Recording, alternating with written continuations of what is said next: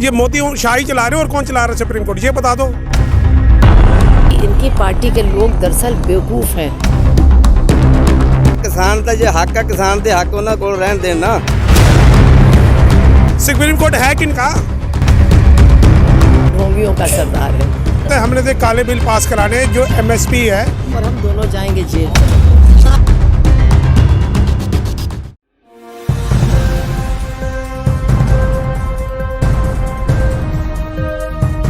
नमस्कार, मैं रमाकांत उपाध्याय, नव समाचार गुड़गांव से। आज हम फिर एक बार राजीव चौक पर, जो कि संयुक्त किसान मोर्चा का काफ़ी दिनों से ये लोग बैठे हुए हैं और अपनी मांग के लिए 3 कृषि कानून को लेकर, परंतु भारतीय जनता पार्टी की हाई कमानों और भारत सरकार की तरफ से अभी तक कोई भी ये संदेश नहीं है कि इस पर लिया जाएगा। नरेंद्र मोदी ने तो कह दिया है MSP था, MSP है और MSP रहेगा।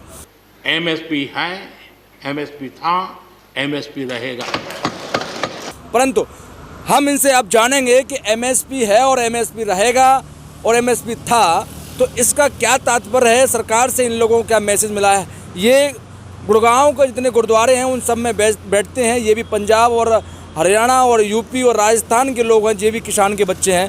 हमें बताएंगे, हम किसान भाइयों से बात करेंगे इस विषय में। हमारे साथ हरप्रीत जी जुड़ चुके हैं। हरप्रीत जी, आप मुझे बताइए, जो नरेंद्र मोदी ने लोग राज्यसभा के अंदर जो कहा कि MSP था और MSP है और MSP रहेगा, तो इसको लेके आप क्या कहते हैं?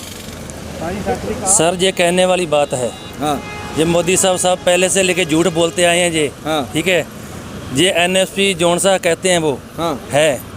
ठीक है तो कानून रद्द क्यों नहीं करता वो? हाँ, हाँ, जब कहते हैं तो कानून रद्द करे। क्यों किसानों को ऐसे बैठा रखा, 70-72 दिन से बैठे हुए जहाँ पे। हाँ। उन्होंने तो आंदोलनजीवी और परजीवी कहा, इसको लेके आप क्या कहेंगे? परजीवी का मतलब आप समझते हैं? मेरी सुनो बात। हाँ। वो तो बहुत कुछ कहेंगे। हाँ। ठीक है, बहुत कुछ कहते हैं। पहले हमने भाषण दिया इधर, ठीक है ना। हाँ। वो कहते आए हैं, पर किसान की बात समझते नहीं। वो क्यों नहीं समझते? हाँ। ये सरकार उनकी बन गई है, तो ये थोड़ी है कि किसान की बात नहीं समझे, आम जनता जो भूखे मरे जो। तो अब आप लोगों ने जो गुड़गांव के 5 गुरुद्वारे हैं, उन आप लोगों ने क्या यहाँ पर प्लान, आप रेगुलर यहाँ आएंगे? अभी तक आप बिल्कुल रेगुलर आएंगे। जब तक आंदोलन चलेगा हम साथ में इनके खड़े हैं, क्योंकि ये किसान, हम तो खुद पहले से किसान हैं।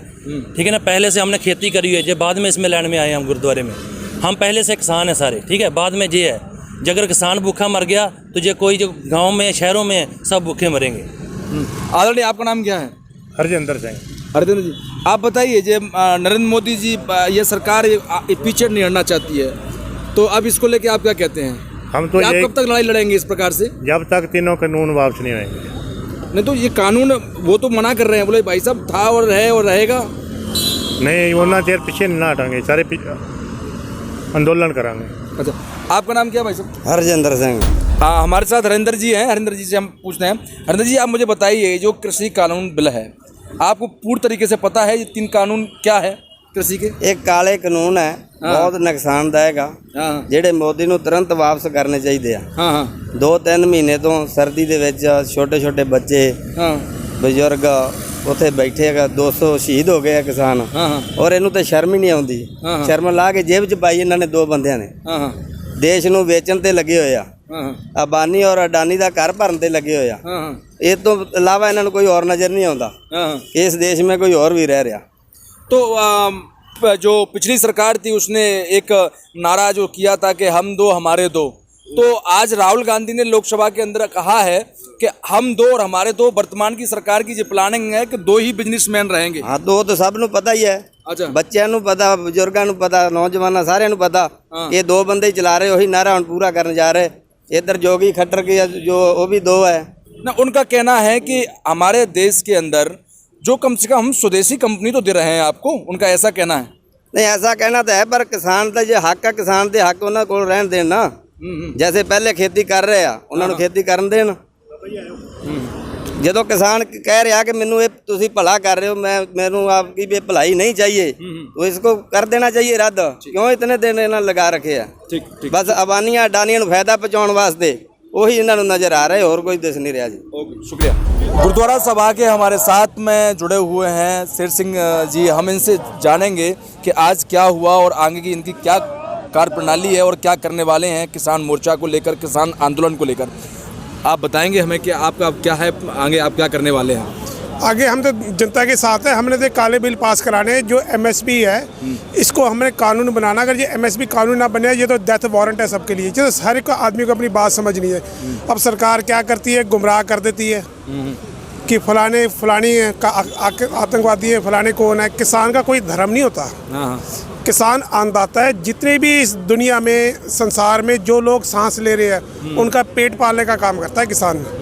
किसान ना आतंकवादी है, ना हिंदू है, ना मुस्लिम है, ना सिख है, ईसाई है। वो तो एक अन्नदाता है। और दाता का मतलब क्या होता है? परमात्मा।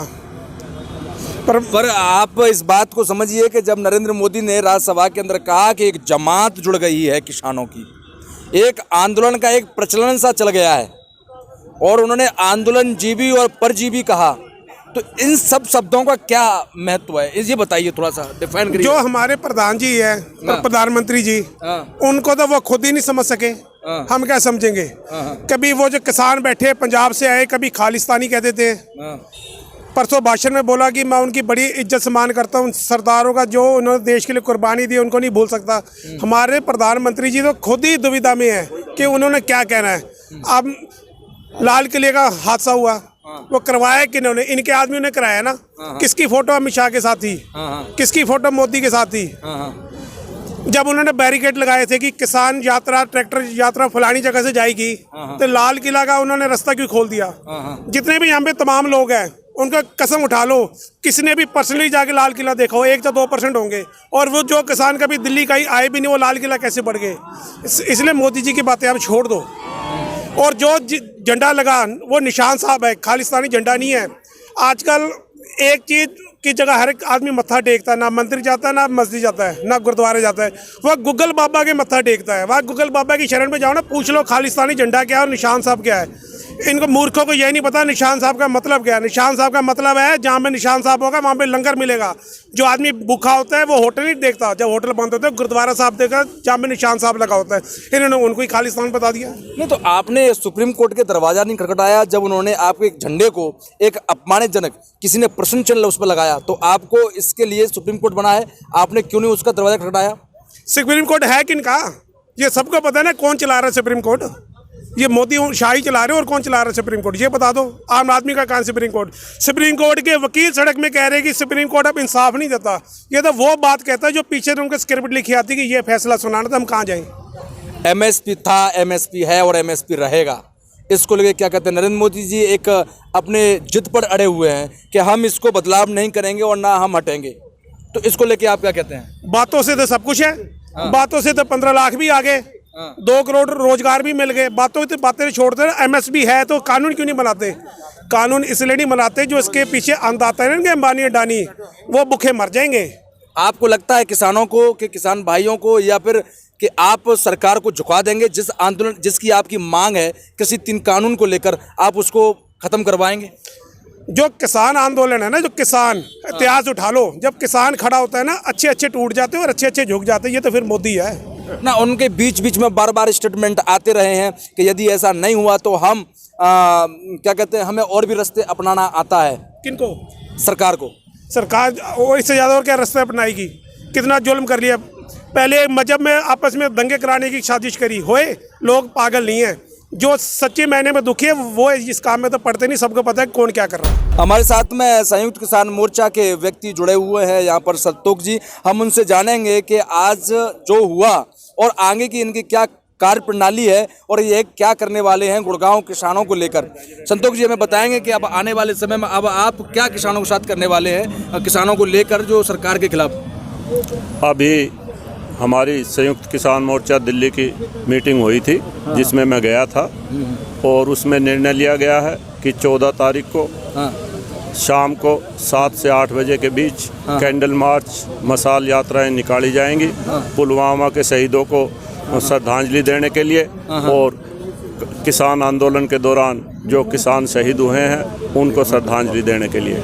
उसके बाद 16 तारीख को चौधरी छोटू राम। आपने श्रद्धांजलि की जब बात की, जब पुलवामा अटैक हुआ, आप वही उसी को लेकर करना चाहते हैं? बिल्कुल बिल्कुल। तो पुलवामा जो अटैक हुआ था तो काफ़ी लोगों की ये चर्चाएं रहीं कि सरकार ने करवाया या विपक्ष ने करवाया या फिर कोई करने की साजिश किसी दूसरी एजेंसियों की थी जो बाहर काम करती है आतंकवाद गतिविधियां। तो आप मुझे थोड़ा सा इसमें डिफाइन करेंगे, क्या इसमें सरकार का हाथ था, इसीलिए आप ये श्रद्धांजलि सरकार को दिखाना चाहते हैं, ऐसा कुछ है क्या?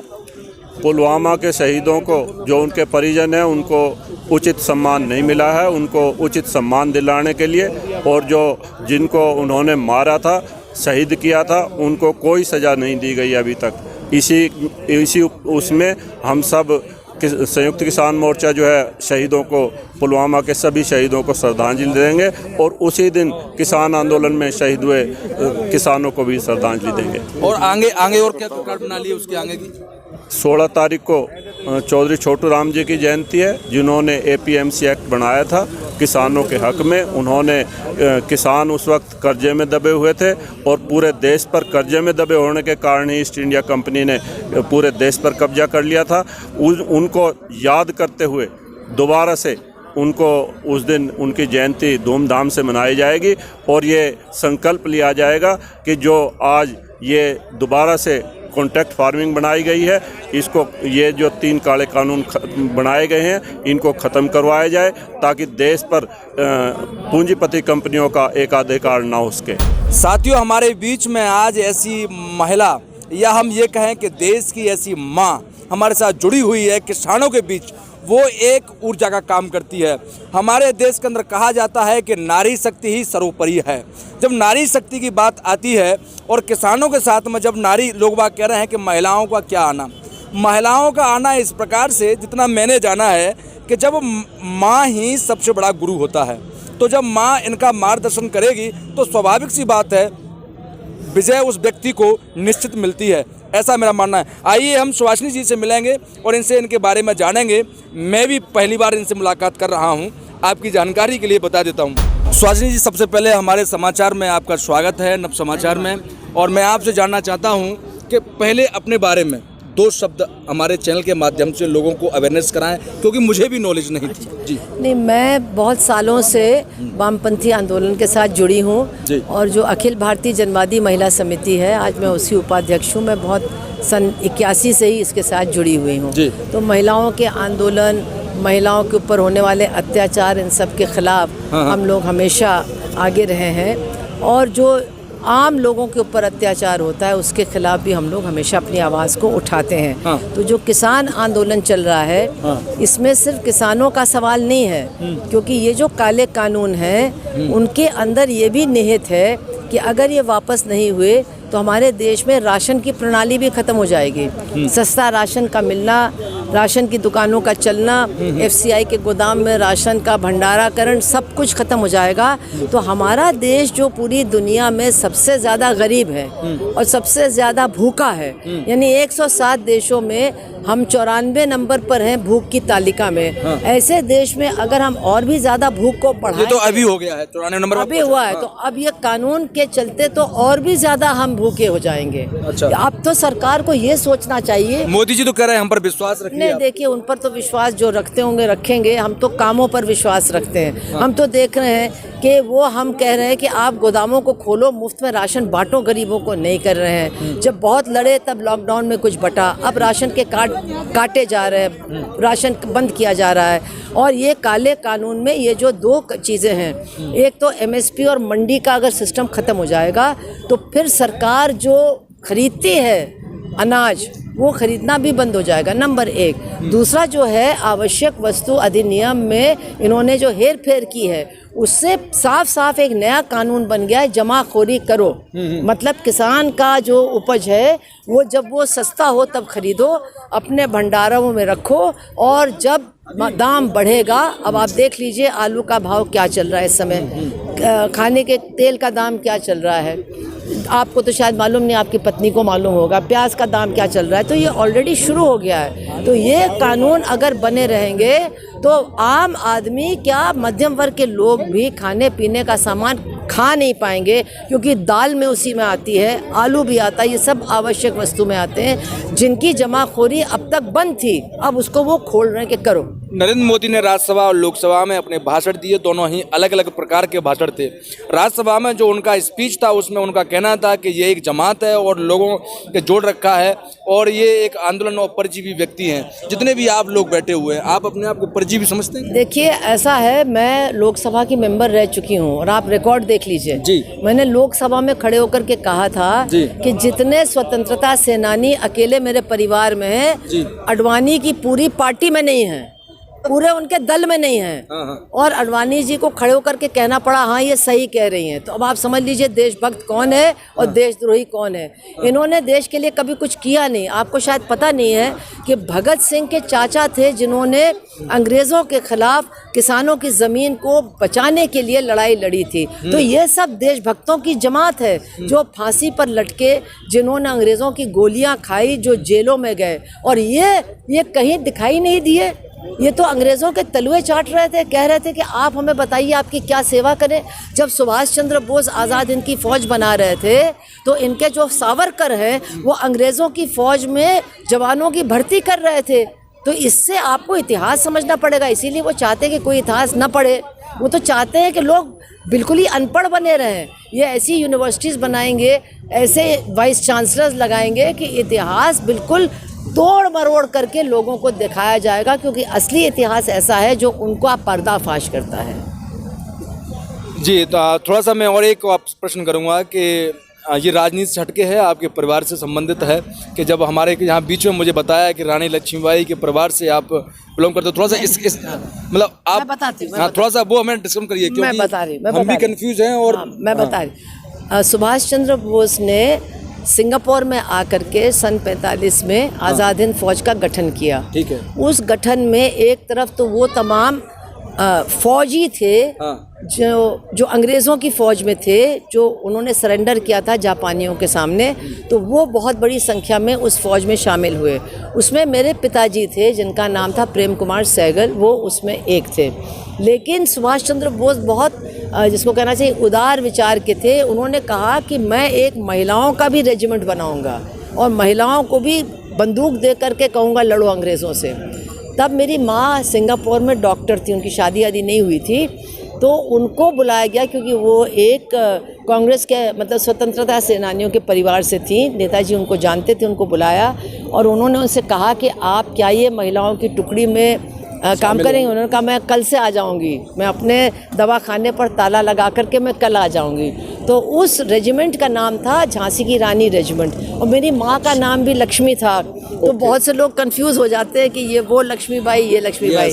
तो वो पहली टुकड़ी थी पूरे देश में, अरे पूरी दुनिया में पहली विमेंस रेजिमेंट थी जिसने पूरी मिलिट्री ट्रेनिंग लेकर के लड़ाई लड़ी और मैदान में आए। ये पहला मौका था पूरे दुनिया के इतिहास में।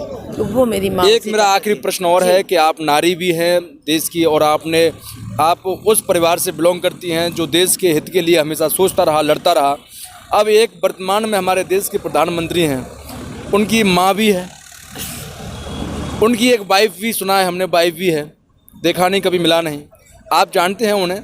जी नहीं, मैं तो इनको भी नहीं जानती हूँ और इनका इतिहास तो मेरी समझ में नहीं आता कि ये कब पैदा हुए थे, क्योंकि ये इतनी लंबी अपनी कहानी बताते हैं कि इतने साल वो अपने आप को देश का सबसे बड़ा देशभक्त कहते हैं। इतने साल उन्होंने चाय बेची, इतने साल उन्होंने पढ़ाई की, इतने साल वो हिमालय में रहे और कोई किसी ने आज तक, देखिए हमारे यहाँ एक होता है, मान लीजिए मैं कोई बड़ी नेता हूँ तो मेरे साथ जो भी पढ़े होंगे जूनियर सीनियर सब आएंगे, अरे मैं भी इनके साथ पढ़ती थी। आज तक आपको कोई नहीं मिला होगा जो कहता है कि मैं इनके साथ पढ़ा था, या कोई नहीं मिला होगा जिसने कहा कि मैंने इनकी चाय की दुकान से चाय पी थी, या कोई नहीं मिला है कि जो हिमालय की चोटियों में इनसे कहीं मिला होगा। तो इनका पूरा इतिहास ही बहुत अजीब है। बाकी इनकी शादी और इसके बारे में तो मैं ज़्यादा नहीं बोलना चाहती हूँ, लेकिन लोग कहते हैं कि इन्होंने अच्छा नहीं किया, तो भाई अच्छा नहीं किया होगा, लेकिन बाकी इनका इतिहास बिल्कुल गोपनीय है, किसी को नहीं पता है प्रधानमंत्री का इतिहास। बाकी लोगों के बारे में पता है कहाँ पैदा हुए। पर भारतीय जनता पार्टी के लोगों का कहना है कि हमारे जो देश के प्रधानमंत्री हैं इसका कोई भी पूरे विश्व में विकल्प नहीं है।